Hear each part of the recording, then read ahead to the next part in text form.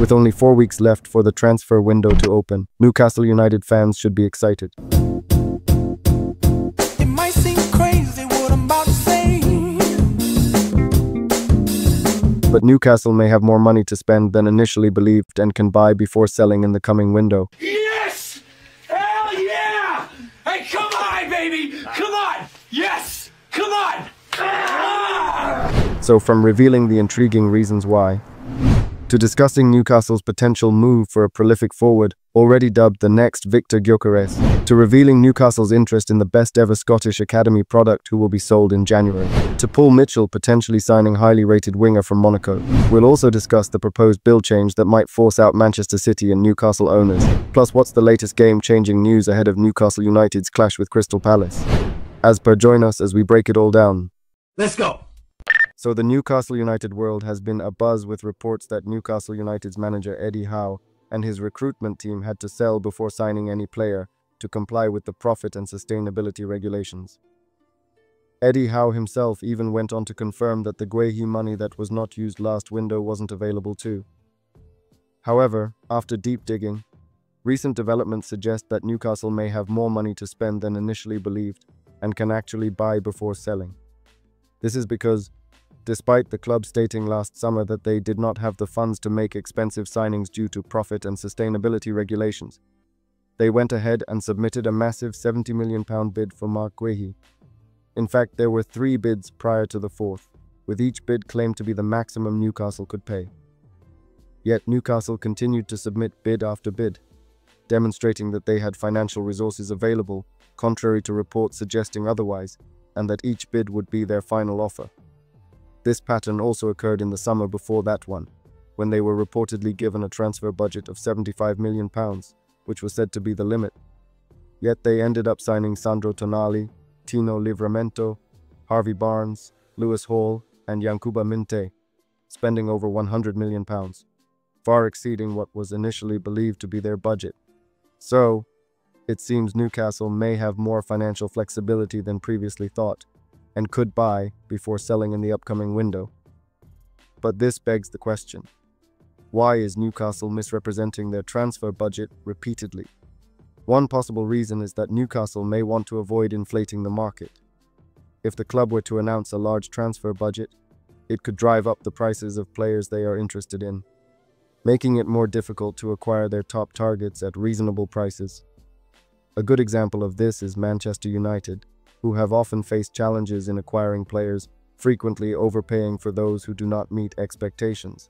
By keeping their budget under wraps, Newcastle may have been able to sidestep this potential pitfall, allowing them to secure bargains and stretch their transfer budget even further. Another reason could be that Newcastle wants to keep their rivals guessing. If competitors are unaware of how much money Newcastle has to spend, it becomes harder for them to plan their own transfer activity.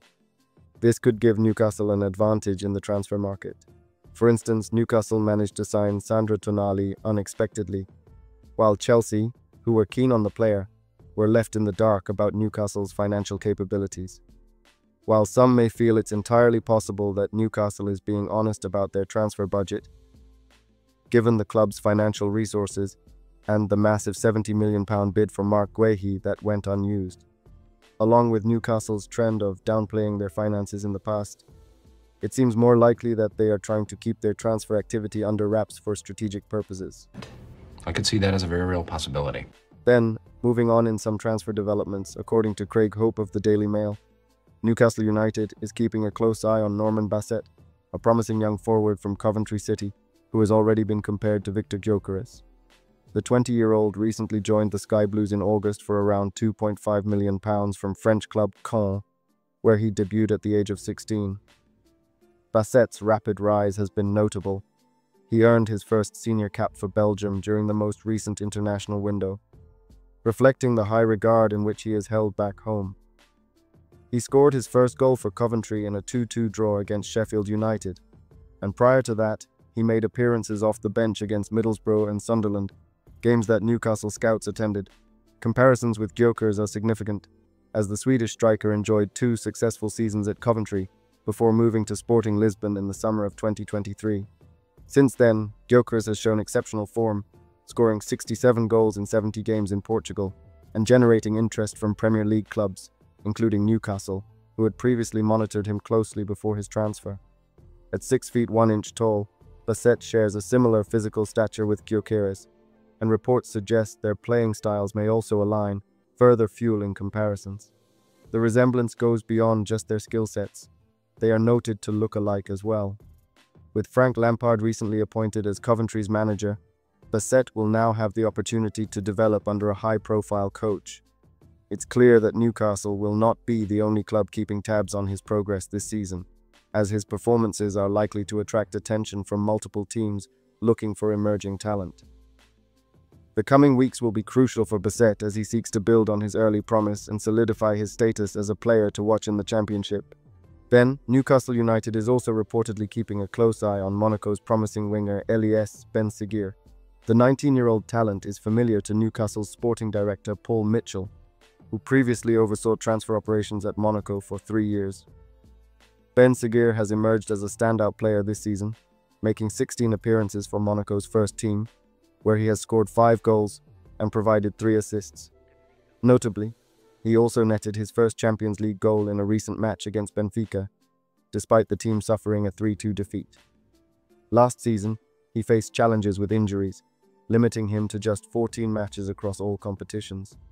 Primarily a left winger, Seghir is versatile enough to play across the front line, including as a right winger and a number 10. His international experience is also noteworthy. He has already represented Morocco, scoring 3 goals in 8 appearances for the national team, making him one of the most exciting young talents in African football. However, while Seghir's potential and versatility make him an appealing prospect, his predominant left-sided position does not align perfectly with Newcastle's current needs for a specialist right winger. Additionally, his injury history could be a concern for the club as they look to strengthen their squad. Mitchell may advocate for players like Seghir, who offer untapped potential rather than established Premier League stars that come with hefty price tags. While Seghir ticks many boxes in terms of age and skill, his injury record and position on the left suggest he may not be a priority for addressing Newcastle's right-wing issues at this time. Then, in another report, Newcastle United and Celtic are reportedly in a race to sign one of Scotland's top young talents, 18-year-old midfielder Lennon Miller, who has been making waves at Motherwell. Both Eddie Howe and Brendan Rodgers are known for their ability to develop young players, making their clubs attractive destinations for emerging talent. Miller has already made 19 senior appearances for Motherwell this season, showcasing his impressive skill set and potential. The club is poised to sell him, and Miller faces a significant decision regarding his future, especially with interest increasing from both Scottish rivals and now clubs in England. While Celtic and Rangers have been leading the chase, Newcastle has entered the fray after closely monitoring Miller's performances in recent weeks.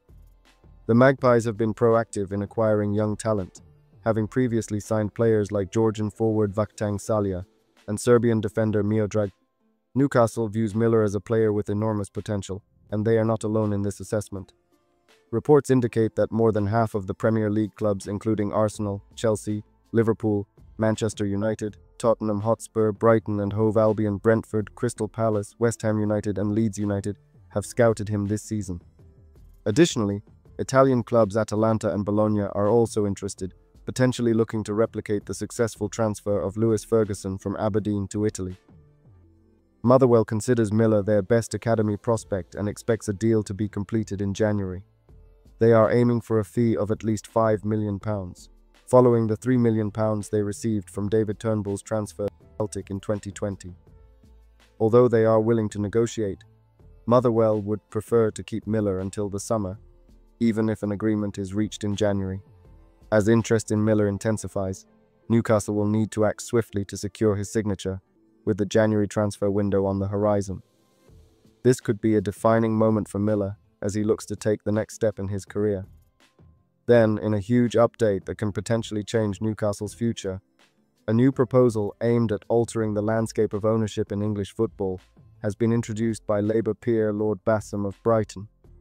This amendment to the Football Governance Bill seeks to ban state-controlled clubs from operating in English football, which would directly impact the current ownership structures of clubs like Manchester City and Newcastle United. The amendment suggests that professional English clubs should not be owned or controlled by sovereign wealth funds or government officials from any country. Should this proposal become law, both Manchester City, owned by Sheikh Mansour of the United Arab Emirates, and Newcastle United, owned by Saudi Arabia's Public Investment Fund, PIF, would need to divest their ownership to continue operating under the new regulations. This sucks, man. Then, ahead of Sunday's match against Crystal Palace, Eddie Howe provided updates during his pre-match interview regarding player injuries and team performance. Eddie Howe discussed the status of Bruno Guimarães and Joe Willock, stating, "They have a chance to play. They're not serious injuries, so we'll make a decision today." However, he confirmed that Lewis Miley is set to play for the under-21 team this evening and is not expected to travel to Selhurst Park unless there is a late injury. Regarding the team's away form, Howe emphasized the importance of positivity. "We have to be positive in every respect. The league is still so tight and consecutive wins can elevate you. Our last away performance was very strong and I see no reason we can't deliver that again." Then finally, if you would like to know about the secret details recently revealed by Sky Sports News regarding Newcastle's potential move for Antoine Semenyo, click the video link on screen now.